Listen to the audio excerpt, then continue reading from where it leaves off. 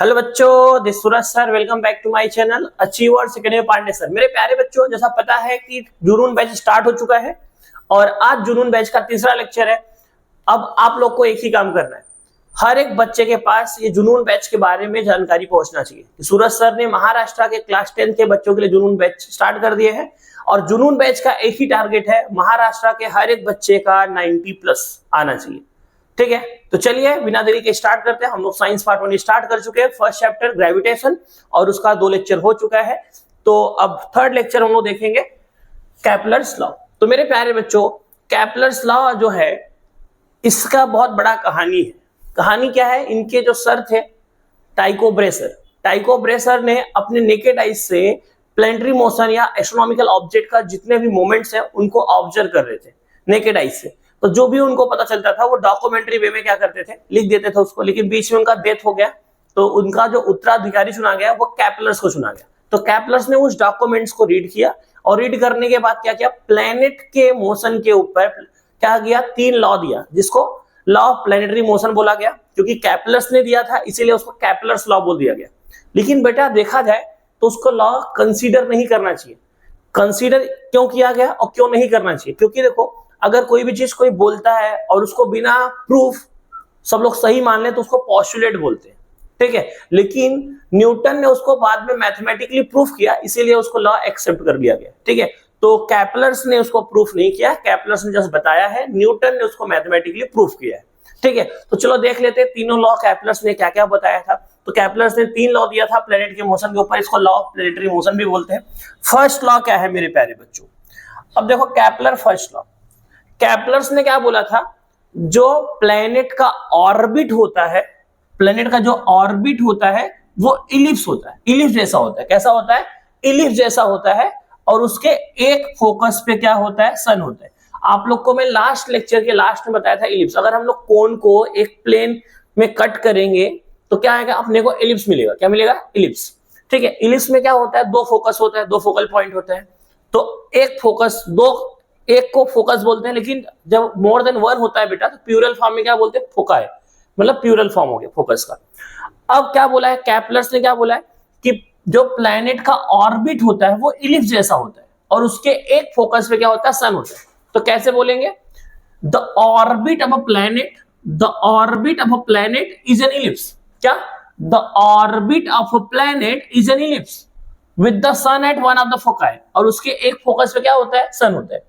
The orbit of a planet is an ellipse with the sun at one of the foci। समझ में आया बेटा?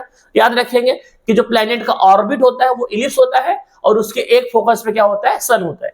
तो मेरे प्यारे बच्चों, केपलर फर्स्ट लॉ को और क्या बोलते हैं, Kepler first law also called as, देखो ये ऑर्बिट से रिलेटेड है इसलिए क्या बोलते हैं, लॉ ऑफ ऑर्बिट। क्या बोलते हैं बेटा? Law of orbit, law of orbit. याद रखेंगे। Now come to the second law. Kepler second law क्या है? केपलर्स ने क्या बोला, सेकेंड लॉ में क्या बताया गया है कि जो लाइन, इधर देखो, जो लाइन सन और प्लैनेट को ज्वाइन करता है, देखो यहां बेटा, यहां जो 2 लाइन है, देखो जो लाइन सन और प्लैनेट को ज्वाइन करता है, सन और प्लैनेट को ज्वाइन करता है, देखो एक तो ये इसको ज्वाइन कर रहा है और यहां पर इसको ज्वाइन कर रहा है, वो इक्वल टाइम में इक्वल एरिया कवर करता है, स्वीप करता है। ठीक है, आप लोग स्वीप शॉट देखे रहो क्रिकेट में, ऐसा स्वीप होता है। ठीक है, स्वीप शॉट खेलते हैं तो ऐसे स्वीप कर रहा है। देखो तो देखो यहाँ पे बेटा, एक मंथ में ये यहां से यहां तक एरिया ट्रेवल किया है, कवर किया है, ट्रेवल किया है या स्वीप किया है। सेम एक मंथ में ये वाला लाइन यहां से यहां कवर किया, तो जो ये एरिया कवर किया, यहां देखो यहां से यहां पहुंच गया, तो इसके अंदर का जो एरिया है बेटा, जितना इसके अंदर का होगा उतना इसके अंदर का होगा, ऐसा केपलर्स ने बताया। अब आप लोग सोचते रहोगे सर ये बहुत छोटा दिख रहा है, ये लंबा है, लेकिन ये छोटा है चौड़ा जाता है, छोटा ये लंबा है चौड़ा कम है, उनके अंदर का एरिया क्या है, सेम है। तो कैसे आप लोग बोलेंगे, the line joining sun and planet, याद रखिए, the line joining sun and planet sweeps equal area in equal interval of time. क्या कर रहा है, इक्वल इंटरवल में इक्वल एरिया क्या कर रहा है बेटा, स्वीप कर रहा है, कवर कर रहा है, ऐसे बोल सकते हो। तो मेरे प्यारे बच्चों दिमाग में बैठा लीजिए, क्या बोला, the line joining sun and planets, the line joining sun and the planet sweeps equal area in equal interval of time। समझ में आया बेटा? मतलब बेटा ये किससे रिलेटेड है, एरिया से रिलेटेड है। केपलर जो सेकेंड लॉ है वो किससे रिलेटेड है, एरिया से रिलेटेड है, इसीलिए इसको क्या बोलते हैं, लॉ ऑफ एरिया। क्या बोलते हैं मेरे प्यारे बच्चों, Kepler second law, also called as law of area, law of area. समझा मेरे प्यारे बच्चों। अब बेटा थर्ड लॉ, आप लोग मम्मी को पूजा करते देखे, मम्मी मंदिर जाती है, तो मम्मी पूजा करने के बाद क्या करती है, मंदिर के चारों तरफ घूमती है, मतलब मंदिर का परिक्रमा करती है मम्मी, ठीक है, किसका, भगवान का। कौन परिक्रमा करता है, मम्मी परिक्रमा करती है। किसी भी एक चीज के अराउंड घूमने को क्या बोलते हैं, रिवॉल्व करना। क्या करना, रिवॉल्व करना।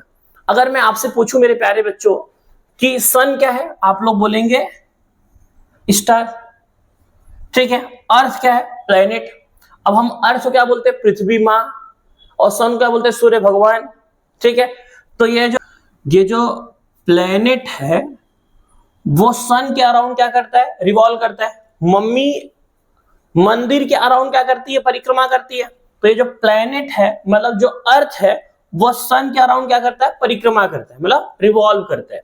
अब बेटा जो परिक्रमा करने में जो टाइम लगता है, परिक्रमा करना मतलब क्या, रिवॉल्व करना, रिवॉल्व करने में जो टाइम लगता है उसे बोलते हैं पीरियड ऑफ रिवॉल्यूशन। क्या बोलते हैं, period of revolution.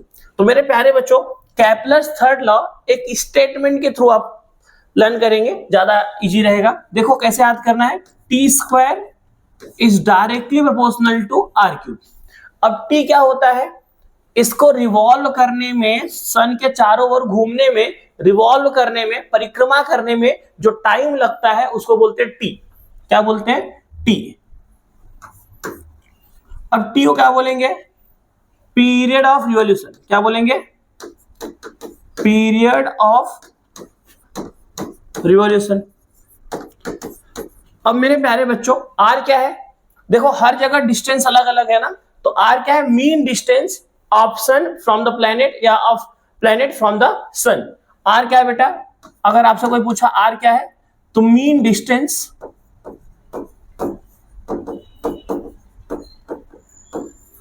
Of sun from the planet, from the planet या of planet from the sun. अब मेरे प्यारे बच्चों इसको बोलोगे कैसे, सबसे पहले क्या बोलोगे, स्क्वायर है किसका, पीरियड ऑफ रिवॉल्यूशन का। तो कैसे बोलोगे, the square of period of revolution. Period of revolution किसके around, around sun, around sun, period of revolution around sun. अब इसको क्या बोलते हैं बेटा, डायरेक्टली प्रोपोर्शनल। तो क्या बोलोगे, is directly proportional to, directly proportional to, proportional to the mean distance of sun from the planet. समझ में आया कैसे बोलना है। अब देखो द मीन नहीं, यहां पे इसको क्यूब पहले बोला ना, द क्यूब ऑफ। अब मेरे प्यारे बच्चों कैसे बोलना है, यहां देखो द स्क्वायर ऑफ, पहले स्क्वायर बोलेंगे, द स्क्वायर ऑफ, इस टी को क्या बोलेंगे, period of revolution, period of revolution around sun, around sun is directly proportional to, is directly proportional to cube of mean distance of sun from the planet. समझा, या mean distance between them. कैसे बोलेंगे, फिर से दिमाग में बैठा लो, the square of period of revolution around sun is directly proportional to cube of mean distance of sun from the planet. अब मेरे प्यारे बच्चों समझ में आया। अब देखो साइंस का रूल है, जब भी प्रोपोर्शनलिटी हटता है तो वहां क्या आता है बेटा, कांस्टेंट। क्या आता है, कांस्टेंट। इसको बोलते हैं प्रोपोर्शनलिटी कांस्टेंट। क्या बोलते हैं बेटा, प्रोपोर्शनलिटी कांस्टेंट या कांस्टेंट, देखो constant of proportionality, proportionality constant या कांस्टेंट ऑफ प्रोपोर्शनलिटी। अब बेटा यहाँ कुछ नहीं तो मल्टीप्लाई में 1 तो है ही, तो आर देखो के यहाँ पे आएगा, क्या हो जाएगा 1 अपॉन के, और टी यहाँ मल्टीप्लाई में जरा आएगा तो क्या हो जाएगा, डिवाइड में। तो मेरे प्यारे बच्चों r cube upon T square. तो इनवर्स स्क्वायर ऑफ ग्रेविटी जो इसके बाद वाला टॉपिक है, वहां पर हम लोग r cube upon T square जब आएगा तो वहां क्या लिखेंगे, 1 अपॉन के, और रीजन क्या लिखेंगे, according to Kepler third law. क्या रीजन लिखेंगे, according to Kepler third law. तो मेरे प्यारे बच्चों केपलर थर्ड लॉ किससे रिलेटेड है, टाइम से रिलेटेड है, पीरियड से रिलेटेड है, तो इसलिए इसको बोलते हैं लॉ ऑफ पीरियड। क्या बोलते हैं बेटा, लॉ ऑफ पीरियड। तो अगर आज के बाद आपको कोई बोला केपलर थर्ड लॉ क्या बोलते हैं, लॉ ऑफ पीरियड। तो मेरे प्यारे बच्चों अगर वीडियो आपको अच्छा लगा तो वीडियो को लाइक कर दो। अगर आप चैनल पे नए हैं, चैनल सब्सक्राइब करना मत भूलिए। और आप लोग की रिस्पॉन्सिबिलिटी है जुनून बैच के बारे में महाराष्ट्र के हर एक बच्चे के बारे में, हर एक बच्चे के पास पहुंचाना है और बताना जुनून बैच का एक ही है टारगेट, महाराष्ट्र के हर एक बच्चों का 90+। ठीक है, चलिए मिलते हैं नेक्स्ट लेक्चर में बच्चों, तब तक के लिए बाय।